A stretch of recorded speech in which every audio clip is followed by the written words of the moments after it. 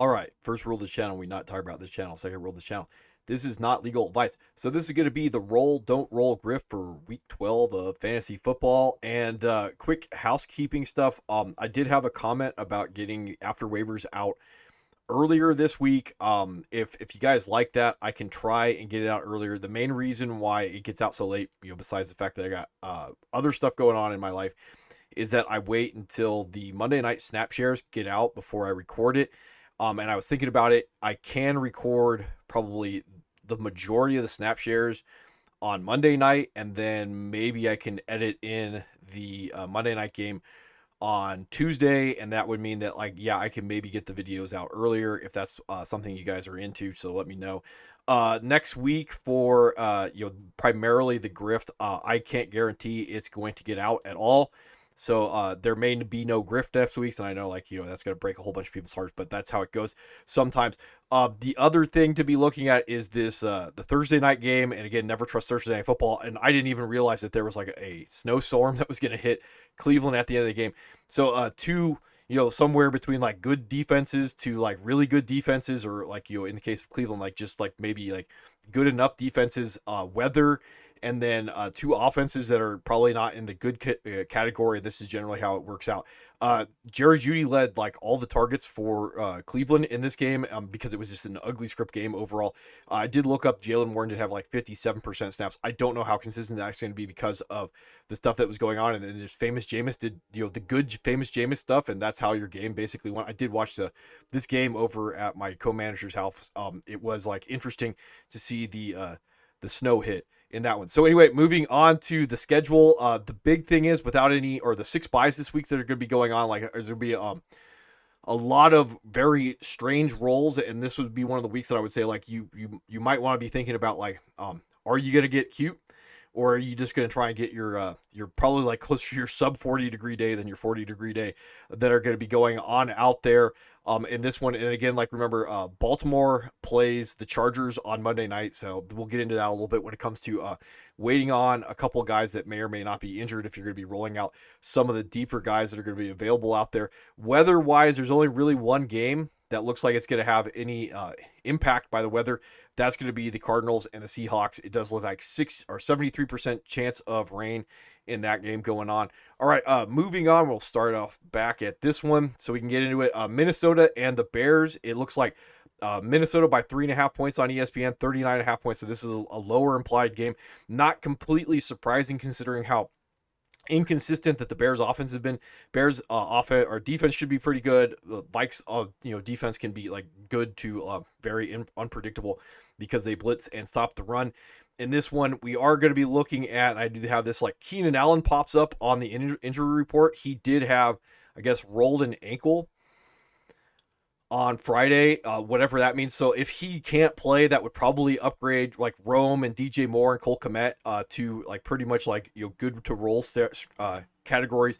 Those vacated opportunities are going to consolidate at that point with those guys, and you are going to be, like I already talked about, like DJ Moore, Rome, and Cole Kmet. Just looking at my notes. DeAndre Swift, he does look like he's going to roll. He did get he goes Wednesday out, limited on Thursday, full Friday, so he's trending in the right direction. Still, because of what's going on with Roschon in this offense, I would say because of the bye week, you might be able to get away with a desperation role for Roschon in like your RB2 spots if you're in deep enough, or even like flex, to get the opportunity for him to fall in the end zone in this game if you want to be chasing that. And the other thing with the Vikings, this is kind of like some deeper stuff because of the bye weeks. Take off the Bears. Would be looking at Josh Oliver right here. He's out with that ankle. I don't know how much that's going to necessarily mean that like that snap share is going to consolidate into TJ Hawkinson coming back from that knee injury. But it would probably move a little bit of Cam Akers. Cam Akers isn't available in either of my leagues, like the more competitive league or the less competitive league. He's been snatched up like for like a few weeks at this point. But theoretically, we could talk about Cam Akers moving up higher into the rollability range because of those vacated opportunities that like Josh Oliver had, because of like the 60-70% snaps he was getting even with TJ Hawkinson, and then him eating into Aaron Jones. Like you could talk about like closer to a 40-degree floor from Cam Akers based off this. We could tell that story right now in this game going on. All right. Next up, you're looking at the Lions and the Colts in this one, and this is the Lions by 7.5 points, 49.5 points. Again, the Lions may be good on defense. They may be like great on offense, going up against like a very inconsistent Colts offense at best, and then a very bad Colts defense. The main thing to be looking at this because of the projected script that's going to be going on this game is like, yeah, I would be rolling out like all of my wide receivers that are attached to the Colts, and that would go even into the range of like, as I hit the wrong button, even in the range of going after like Adonai Mitchell if he's available, and because of the bye weeks, you could get that low because when he's on the field, they give him opportunities, and he's like one touch away from having a touchdown because of the usage that's going on with him. So you could talk about like getting somewhat of a predictive touchdown based off that usage going into this game with higher implied points to where the Colts should be playing from behind. That means like the good script where a little bit more throwing is going to be going on in the game. Would be looking at rolling out Alec Pierce as that like dart throw. I think Pittman and Downs are going to be in somewhere in that wide receiver 2 range. You're chasing Pittman and the snap share and the air yards in that one going on. And then the Lions, I'm just, at this point, like rolling out everybody. Laporta, he's off the injury report with that shoulder. Looking at the Pats and the Finns, they're going to be up next. And Miami by 7.5 points in this game, 46.5 implied points, which is actually a little bit higher than I would maybe guess because I just don't know how much I would necessarily trust the rolling out anybody attached to the Patriots in this one. Probably the only guy you're looking at like trying to catch.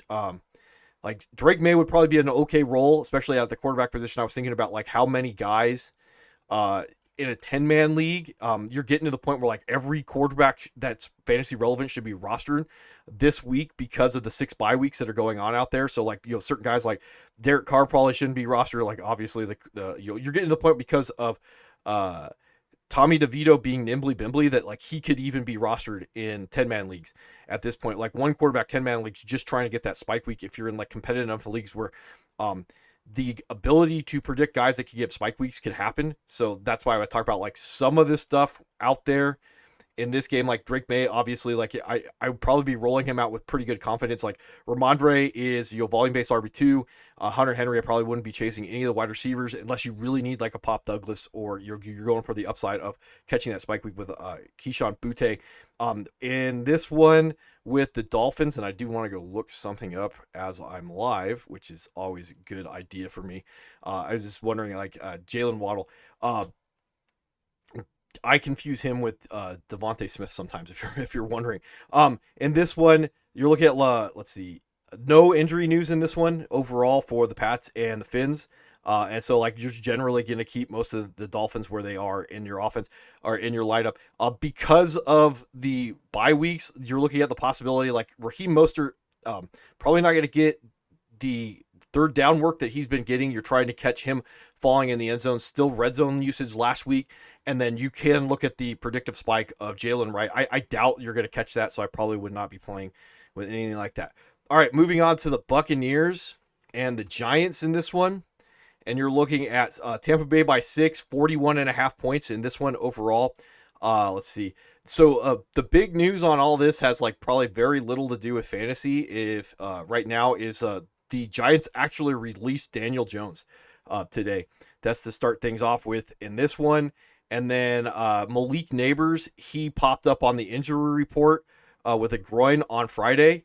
So be paying attention to that because that's going to put Darius Slayton into wide receiver 3 range. And that would upgrade Theo Johnson from like streamable to like, yeah, absolutely should be rolling him if Neighbors is out in this one.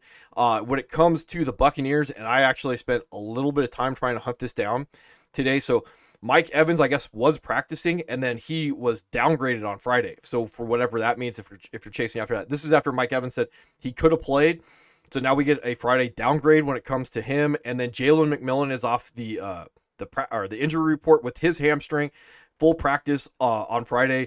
So this would obviously change Jalen McMillan, in my opinion, from a wide receiver 3 dart throw if Mike Evans is in the game to if Mike Evans is out. This would probably upgrade Jalen McMillan into like, yeah, I should probably be rolling him out there in this one. All right, Cowboys and Washington, 10.5 point favorite for the Redskins, which I'm going to say is like pretty surprising.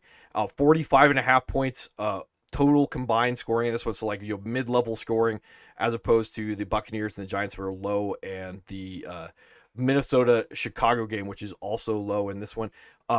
First and foremost, you're looking at Jake Ferguson being ruled out for the Cowboys right there with that concussion. In both my leagues, Luke Schoonmaker was picked up, like, which surprised me. The less competitive league, he was picked up with a waiver claim. In that one.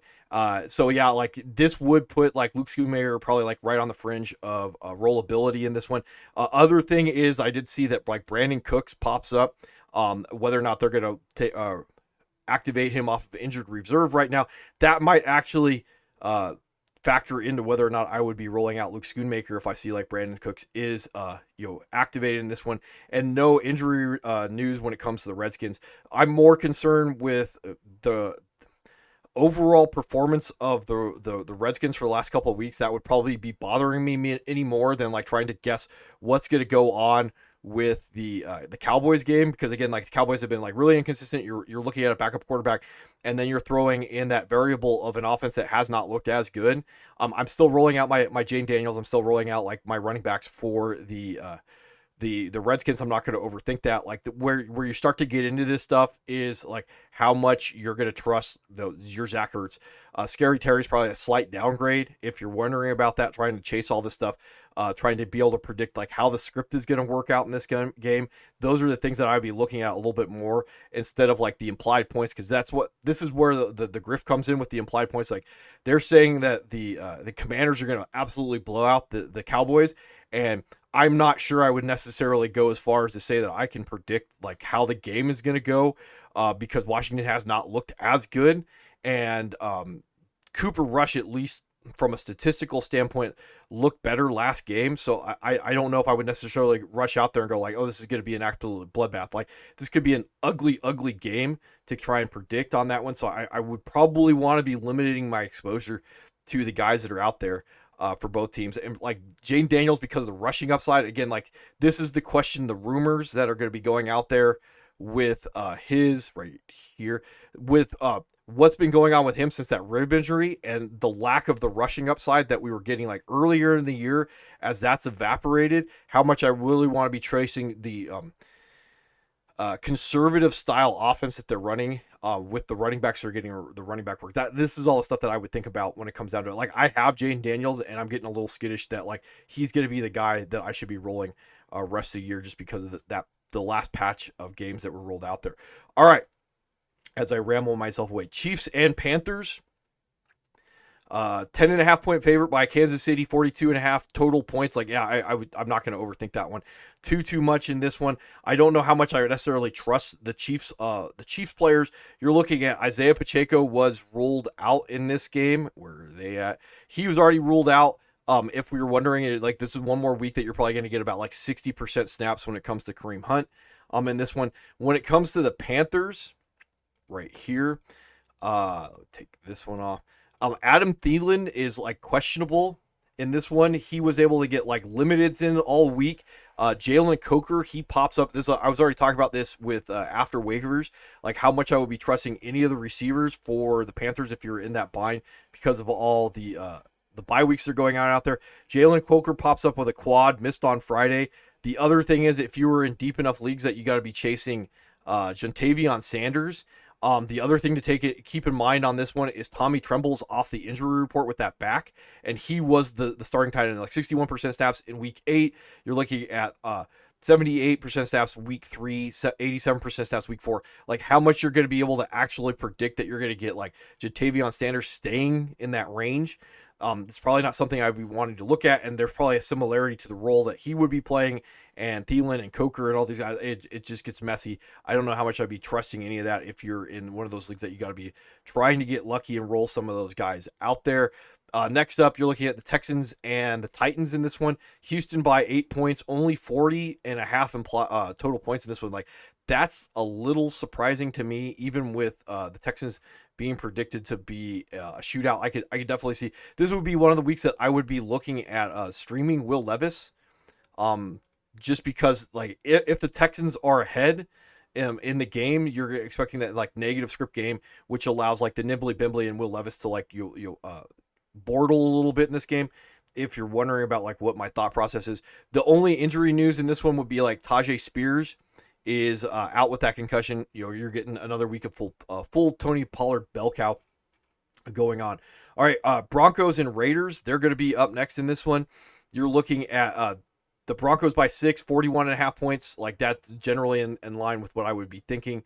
In this one, there is a lot of injury news. Like, first and foremost, like Josh Reynolds is going to be out with that gunshot wound. He's not going to get activated off of IR. Most of the injury news when it comes to the Raiders, especially this week because of the bye weeks, you're looking at Zamir White being doubtful with a quad. He didn't practice all week. You're also looking at Alexander Madison being doubtful with an ankle. He didn't practice all week.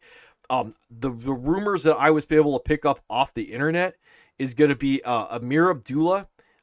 He is right now going to be in line to start, but quote unquote, Dylan Labe is supposed to be like heavily involved with the game plan. Now, the other thing in this, and I don't think this is necessarily full fantasy relevant, is Chris Collier. He was signed to the practice squad, so expect that he's going to get elevated. And then it's just going to be a question of like how much you can guess overall usage between Labe and Amir Abdullah.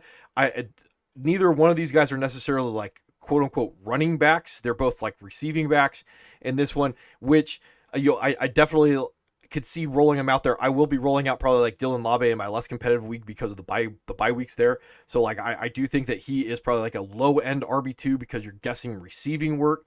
But neither one of these guys are necessarily going to be guys that like I really want to be rolling out there outside of certain amounts of desperation land. Moving on next to the San Francisco and Green Bay game, you're looking at 5.5 point favorites for Green Bay and 44.5 implied points. I don't even know if this is upgraded because the news came out today that like Brock Purdy is going to be missing in this one. And this is going to have like a big ripple effect. There's Brock Purdy being ruled out because they're going to roll out like Brandon Allen. I don't necessarily think that's a good thing. And this is after they went out and they got Josh Dobbs. Like Josh Dobbs can be very hit or miss from a fantasy perspective about being able to keep guys, on track, like the toys on track, almost to the point because of the nimbly bimbly that you could think about like streaming Josh Dobbs, and they're going to go Brandon Allen against the Packers. And the Packers defense is not by any stretch of the imagination bad. So like I don't necessarily know like how much I really want to be chasing this stuff. Obviously like I'm going to roll out CMC to be able to predict at this point like who they're going to be able to get the football or how they're going to be able to get the football to, like Debo or Juwan Jennings is probably going to bother me. The one guy that I probably would feel pretty good about rolling out there is going to be George Kittle. He's going to be cleared to play with that hamstring if you're wondering about all that stuff out there. All right. Moving on to the Seahawks and the Cardinals. I did talk about this being the one weather game that's going to be out there. Cardinals by a point, 47.5 points. Like they're expecting this to be close. They're expecting, a fair amount of points to be scored in this game overall. The only real injury news in this one would be Noah Fant. I think this would somewhat, influence who if I'm gonna really want to be rolling out like JSN and DK Metcalf in this game, because a certain amount of these targets are probably going to remain consistent in the offense. We didn't quite see the spike that we were expecting out of AJ Barner. We got like close to like 91% snaps, 7 for 4 for 27, and Noah Fant is more athletic. He can take those check down monster routes and get vertical or get yardage downfield like Evan Ingram was. So like the more yards that he's able to get, the less yards that are going to be available for other guys in the offense to get. That's what my thought process would be behind that. So like because of the less athleticism of AJ Barner in the offense, like he's not going to take the check down monster routes and be able to yak it. So in this case, like that's why I would look at that and say like there may be slightly less opportunities. So it depends on what you're looking at with like JSN. Yeah, I probably would still be tracking him to maybe be like a league winner, but he would be downgraded with Noah Fant in the lineup if you're wondering about that in general. Next up is going to be the Eagles and the Rams. And you're looking at Philadelphia by 3 points, 48.5 implied points. They're expecting a lot of scoring to be going on in this game. Not like great scoring, but good enough scoring when it comes down to that. So in this one, Devontae Smith, and this is why I was looking at this Jalen Waddle first. So Devontae Smith, he's going to be out with that hamstring. This is going to be an absolute like upgrade to your Dallas Goedert. This is a Dallas Goedert week. This goes from like Dallas Goedert being like fringe to like, yeah, I'm going to be rolling him out there. He would project to be the number 2 in the offense right now. So that makes that relatively easy. I would not be chasing any of the other wide receivers attached to the Eagles. And then this would make me feel like very good about rolling out AJ Brown. Probably does not have a sub 40-degree day in his range of outcomes because of that news. And then the other one in this game, if you're wondering, I'm still rolling out like Puka and Kyron Williams and Cooper Kupp. I'm not going to overthink that. The one thing is, because of the snap share and the buys, if you're in the right leagues, you can speculate on getting some type of fantasy relevant week from Blake Corum.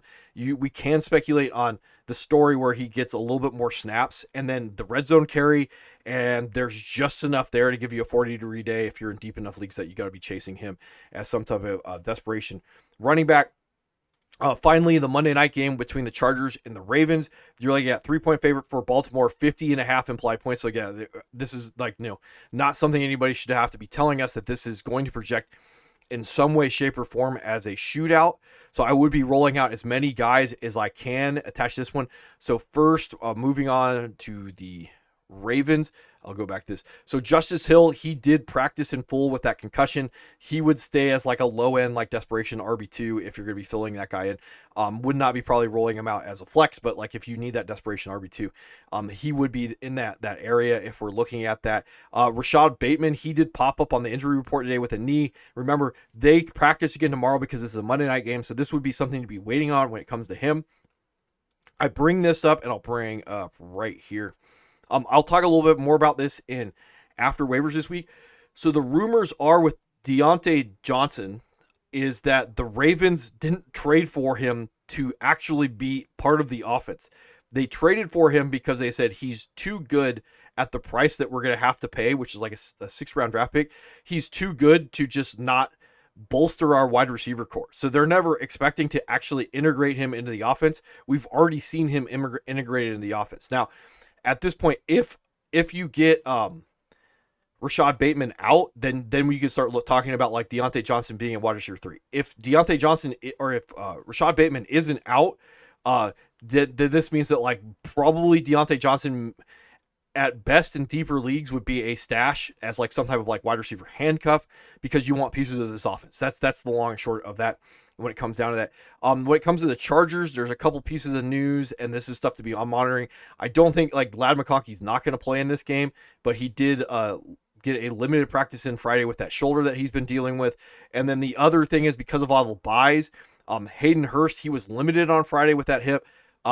This would be something to kind of be tracking. I don't think it'll change anything. If you're going to be rolling Will Disley, you're in a deep league to begin with, but you could tell the story where if Hayden Hurst plays, there's going to be a certain amount of less opportunity for Will Disley, and I already think like Will Disley is probably just outside of streamability range when it comes to tight ends. I think there's other guys that are a little bit more predictive than Will Disley that are going to be out there in that one. So anyway, this is the Week 12 Grift. Roll, don't roll Grift for fantasy football, and I'll see about if I get the comments about being able to get after waivers done closer to Friday afternoon instead of Friday evening. Again, this is about like my personal time.